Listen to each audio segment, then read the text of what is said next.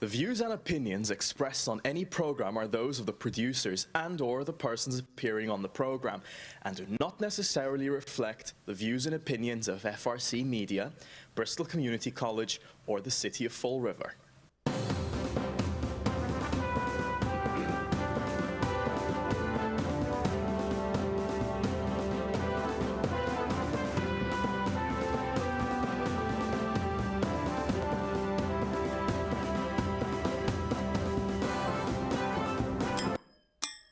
Hello, welcome to Spindle City Straight Talk. I'm Chip And I'm CJ. with his boot. And CJ's With my adjusting, boot, yes. is adjusting his mic again. His boot is famous on Facebook. Yeah, well, it's a little difficult today doing a live show when you can't move too much in here, so. Well, yeah, we'll get it done because we have just so much to talk about. I don't know Way where to too much. begin. I don't know where to begin. Well, let's see. I want to start out with Chuck Gregory's recent comment about the people of the recall. And I find it offensive and very unprofessional. Chuck Gregory made the comment that if this recall is successful, it is akin to the rising of the Nazi Party in Germany. Besides being inaccurate, this is the second time those participants in the entire recall process have been related to either as Nazis or in some case anti-Semites. So I find it very interesting that again, the people of Fall River can't exercise their constitutional rights and they can't exercise their legal rights to enact a recall because again, it's just bad government. Well, it's ironic that they, I think people get a little, they get a little too thin-skinned about some of these labels that are put on, especially when we talk about Nazis. Whether you agree or disagree, it was a political movement. It was fascism. There have been many books about the rise of fascism and the reasons for that. It doesn't compare. It's not the same. But, the Flanagan camp and the Flanagan supporters love to create situations where they whine and cry about how unfair it is for the people to have a voice in government. On Facebook yesterday, on the new local news, supposedly, I read how it's not fair that 5% of the people should control what happens in the city. Well, number one, let's get the facts straight. It wasn't 5% of the people, it was over 10% of the people. Because it would 2465 would have been 5%, and we got well over 5,500 signatures, which is more than double. So we had about 12%, or maybe more. I'd have to do it on my calculator, but it's irrelevant. What is relevant is that we had over 10% of the people that signed that petition in 21 days, which, ironically enough, is what was the last election? What was the voter turnout? 17%? We've had elections where 12% of the people have turned out. So let's just get the facts straight. One of the problems with Fall River is that the people don't speak. We have 49,000 registered voters, and most of the time, we have somewhere in the vicinity of 15% or so that is speaking. So there's never been, according to what their litmus test of an accurate election is, we've never had an election that actually really reflected the will of the people. Because in order to do that, we'd have to have the majority of voters vote. And I can't remember the last election where we had more than a 50% turnout. I don't think we've ever had one in a very long time. You're right. And this is the whole key. The thing is, I'm so tired of the Willie whining. Willie loves to whine, and all his Willy Wonkers love to whine too. They're always crying. It's not fair. Oh, poor me. They picked on me. 5%, 5%. Well, it wasn't 5%. Do your math. Maybe that's why the city's so screwed up, CJ. They don't know how to do basic math. That's why the budget's so screwed up. They don't teach basic math anymore in school. They teach this new Common Core math. But, it's interesting, too, because the city has a population of approximately 90,000 people. It's 88 and change. 49,000 registered voters. A little over half, just about half. And of those, on a good election, they're excited because 12%, 15 or 12 to 15% comes out and vote. So we have 12,000 voters who come out and say, "Yay, I'm a voter." You shouldn't be broadcasting that. You should be hiding that fact. But again, I got 70% of the vote. I got 70% of the vote of the people of Fall River. And no, you didn't. You got 70% of the people who showed up. And WCVB and I believe it was Boston University have already done a poll on this. And because of the division that has been created in Fall River, the mayor will be recalled in the recall portion, and they firmly believe that. I don't have the exact number off the top of my head right now, but he can be reelected with as little as 18% of the vote showing, because we have 8 candidates. So look at those numbers. Well, what we have to also look at is, let's do some basic math. And, I came from an era where they actually taught you how to do math in your head. So let's say we'll use nice round numbers because they're easy. He says he continues to say he got 70% of the vote, which I think is actually 69 point something or other. He rounded up, which he always does. But, okay, Will, just so you know, you actually got 10.5% of the vote, because 70% of 15% of the voters is actually 10.5%. So don't say you got 70%. You got 10.5%, because that's the reality. The number of votes that you got comprised 10.5% of the voters, which means that almost 90%, or 89.5% of the voters, didn't vote for you. Either they voted for your opponent, or they voted for neither candidate, which shows either apathy or total disgust for who was available. So let's put that in perspective and stop your whining. I look forward to seeing your debate, and that will bring me to another subject. Our debate, which has been branded, I'm not saying called, branded as the recallers debate. Well, okay, I'll admit it, I'm a recaller. But it's not the recallers debate. It's the debate. It's a debate. Every candidate, including the mayor, is welcome there. And to my knowledge, he will be there. He said he's looking forward to being there. And I'm looking forward to seeing him. And it will be a fair debate. CJ has posted online how the questions will be looked at. We will allow no questions that attempt to disparage any candidate. They will be issue-oriented questions. It will be a debate based on the problems of Fall River and how the candidates plan to address the perceived problems and move this city forward. And, I take a little exception to attempting to disparage the debate itself by branding it like it and say it is skewed toward recall or quote recall candidates, which it is not. It is a debate, and every question will be asked to every candidate that appears, and they will all get an opportunity, the same amount of time, to answer every single question.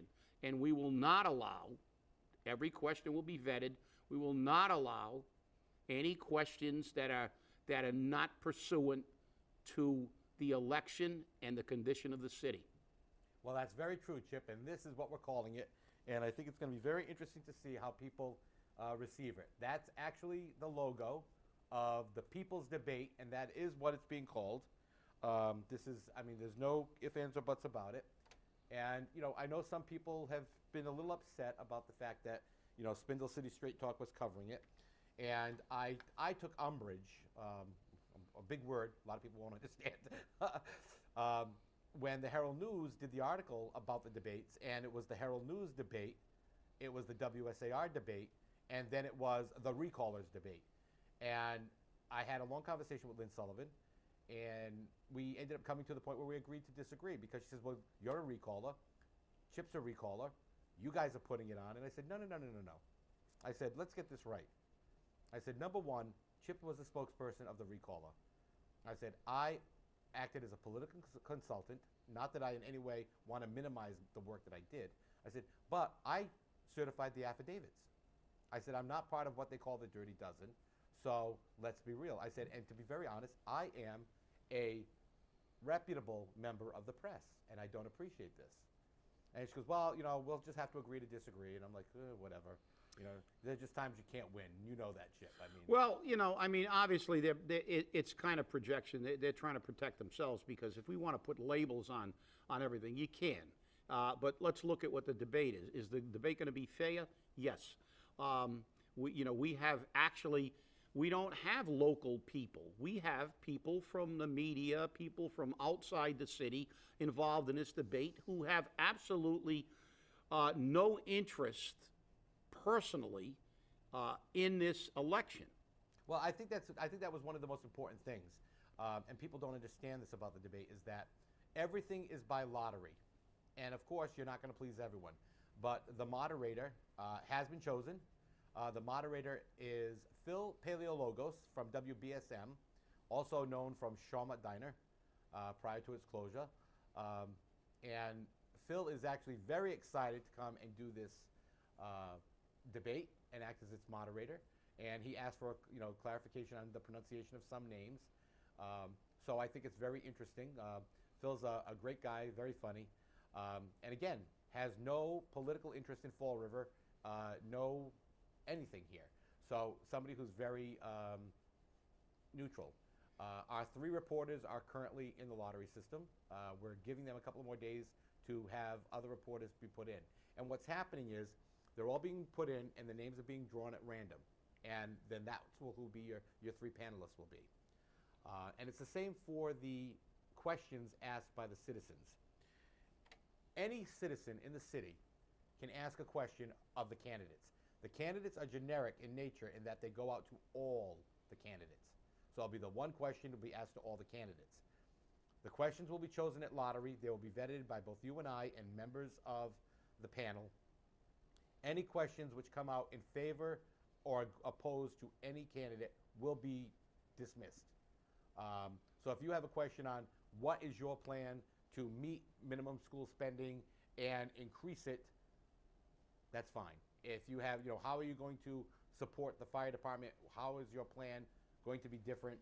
Anything along those lines. But if you turn around and say, well, XYZ candidate did this, this, and this, and, how would you do it different? That's going to be discharged. It's not acceptable. There will be no attacks. There'll be no statements. Questions can be sent to debate@scstonline.com. You must include your name and address when you submit them. Your question will be read by the moderator to the candidates.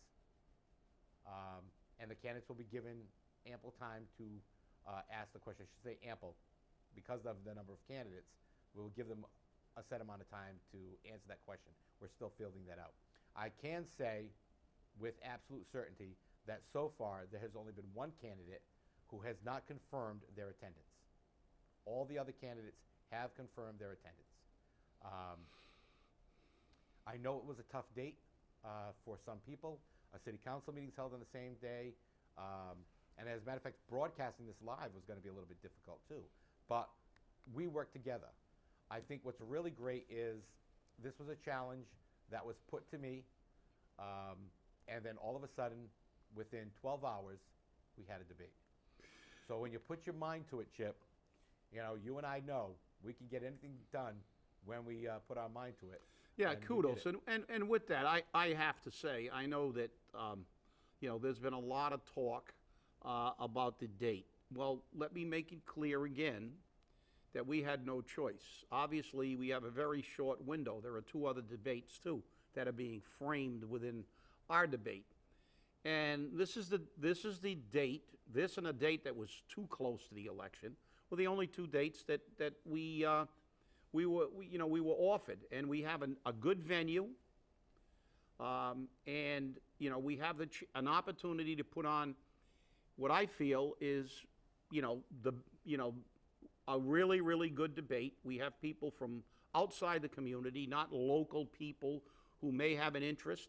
I mean, if we want to put labels on it, a Herald News, we can say, well, the Herald News is driven more by who spends more for advertising in a political campaign.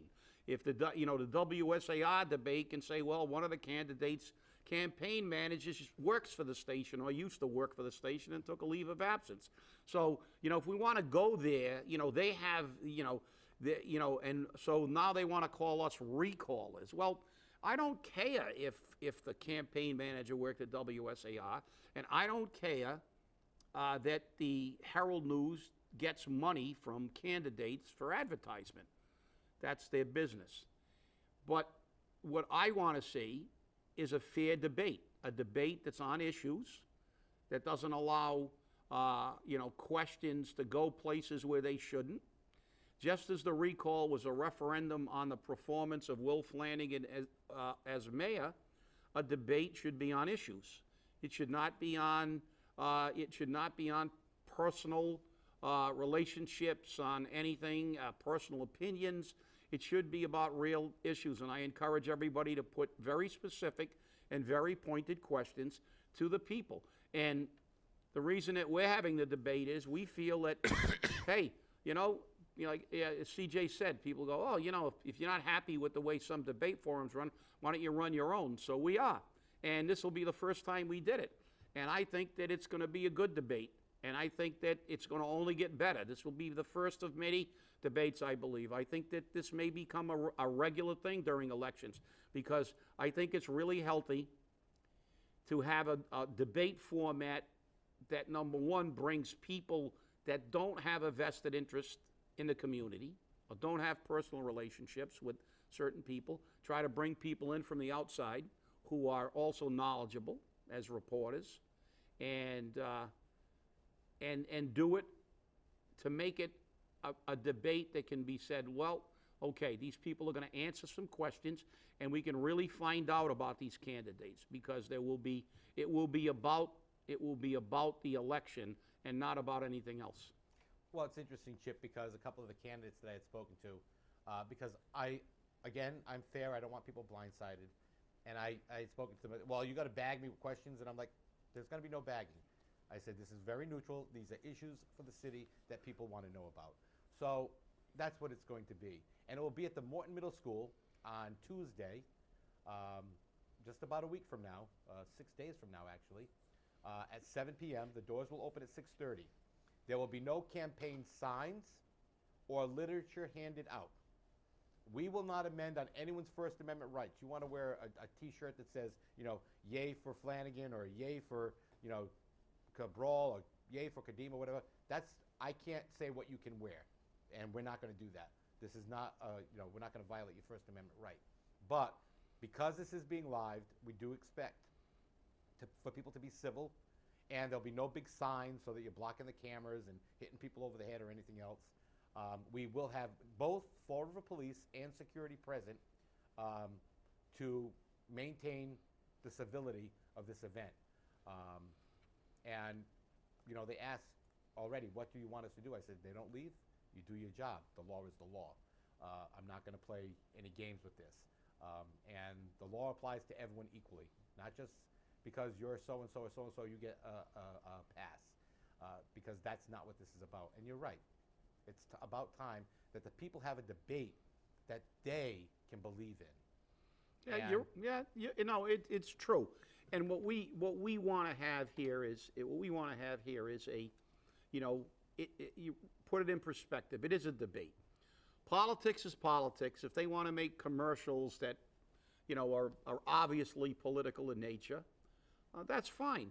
But a debate is something where they can support their position and explain to people how they are going to do the job and answer the questions of the people. Because, the reality is, look, I know that the mayor's been on the radio saying he looks forward to it. He thinks he's got a great record, and he looks forward to defending it. And, good. That's what it's about. Let people draw their own conclusions.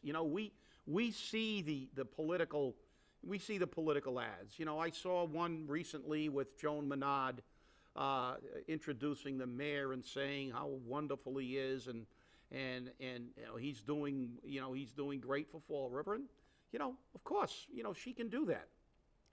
I disagree. I think that the old Castilian saying, "Tell me who you walk with, I'll tell you who you are."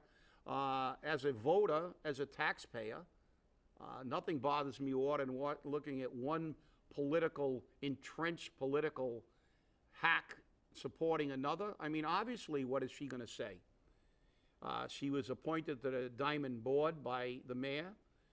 She left her job as a state senator at a salary of $81,000, and then got a virtually no-show position at Bristol Community College for $120,000, which boosted her pension up 33%. So she's getting a $96,000 a year pension while she remains a consultant, and her daughter got her job. So these are the things that bother taxpayers. It bothers me. And also, she's from Somerset. And many, many years ago, I had a problem with her interfering in a collective bargaining issue between the firefighters union and the city. And I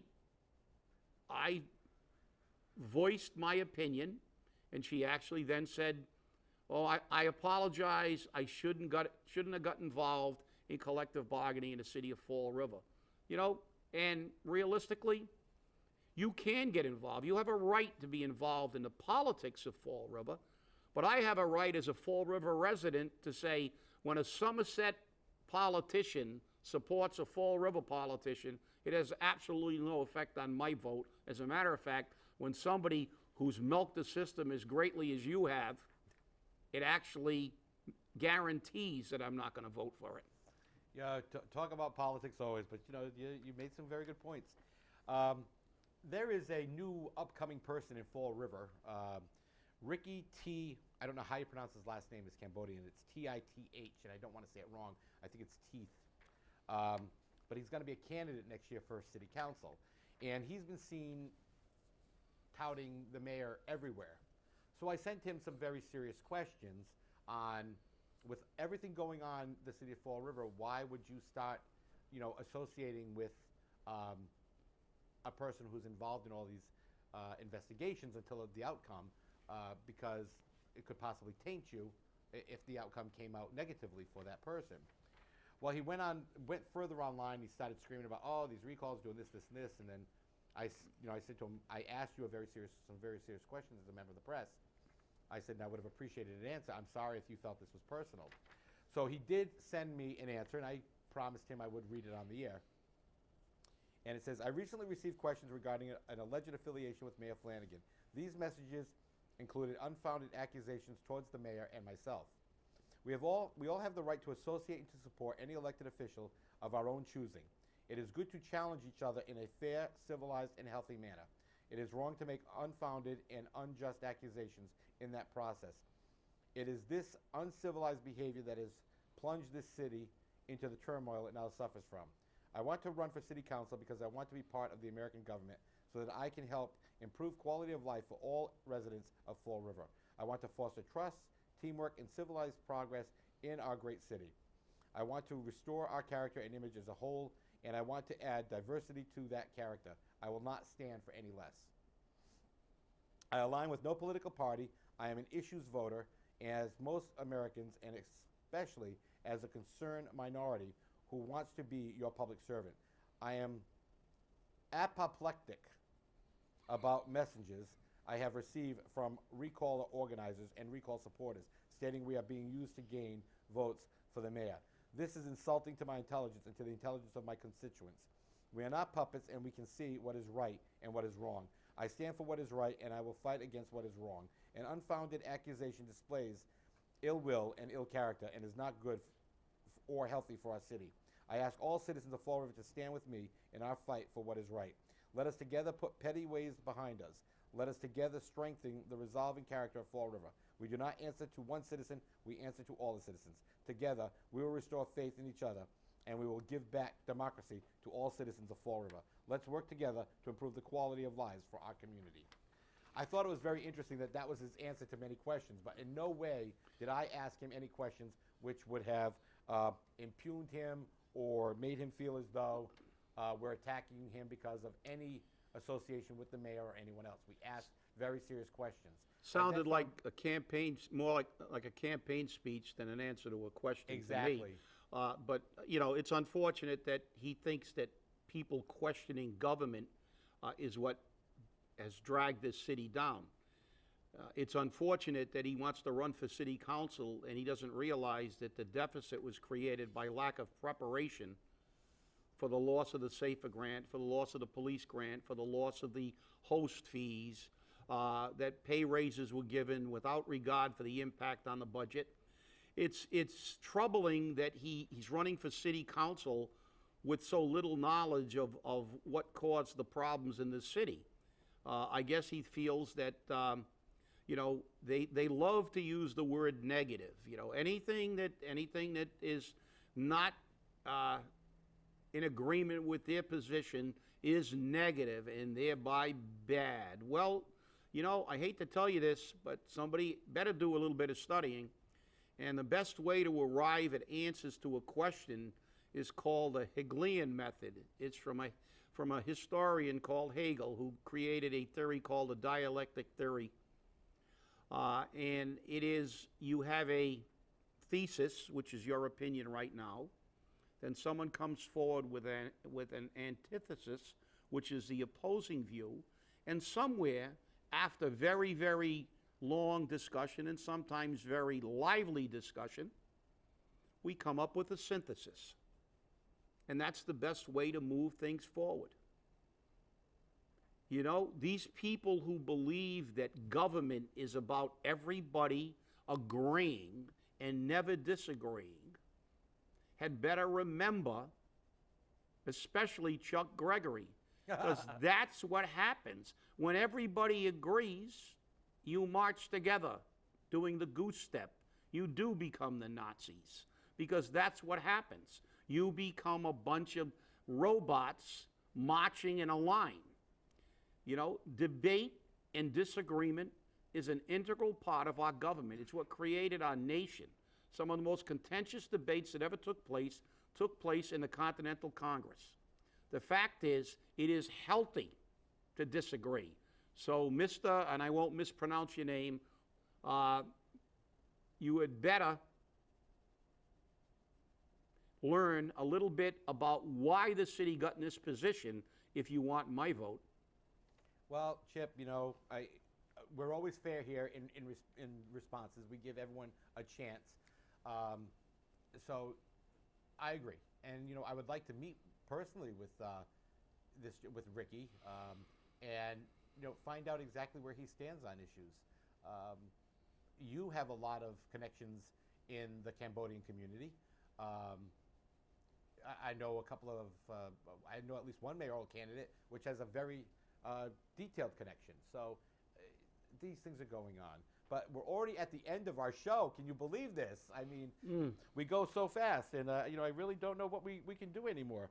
But remember, next Tuesday, December 9th, 7 p.m., Morton Middle School is the People's Debate. Please send your questions to debate@scstonline.com, and maybe your question will be asked at the debate. It's always great to hear you guys. Yes, make sure you go to the debate, and we will see you on Friday, and send in your questions, and by all means, listen to everybody's opinion. You don't have to agree, but let's make this the greatest debate ever given in this city.